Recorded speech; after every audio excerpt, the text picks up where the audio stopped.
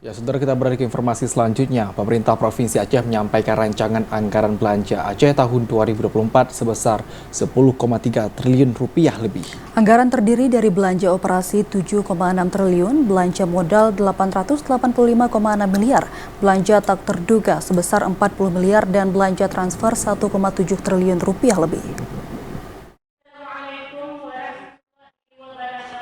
Rancangan Anggaran Belanja Aceh atau RAPBA tahun 2024 disampaikan pemerintah Aceh dalam rapat paripurna yang dipimpin Ketua DPRA Saiful Bahri di Gedung Utama Dewan kemarin. Rapat paripurna diagendakan juga penyampaian laporan Pansus Badan Usaha Milik Aceh, Pansus Aset Pemerintah Aceh, penyampaian laporan Reses 2 pimpinan dan anggota DPRA, penutupan masa persidangan 2 DPRA 2023, dan pembukaan masa persidangan 3 DPRA tahun 2023. PJ Gubernur Aceh diwakili Asisten 1 Azwardi Abdullah mengatakan, jika dibandingkan tahun anggaran 2023 yang sebesar 11 triliun rupiah lebih, maka untuk tahun anggaran 2024 yakni sebesar 10,3 triliun rupiah lebih.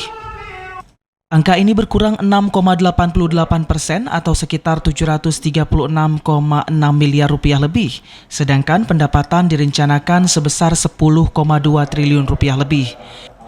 Karena itu, RAPBA 2024 mengalami defisit sebesar 57 miliar rupiah atau 0,55% dari total defisit anggaran belanja dan ditutup dengan sumber pembiayaan. Penerimaan pembiayaan sebesar 108 miliar rupiah bersumber dari Silpa tahun sebelumnya.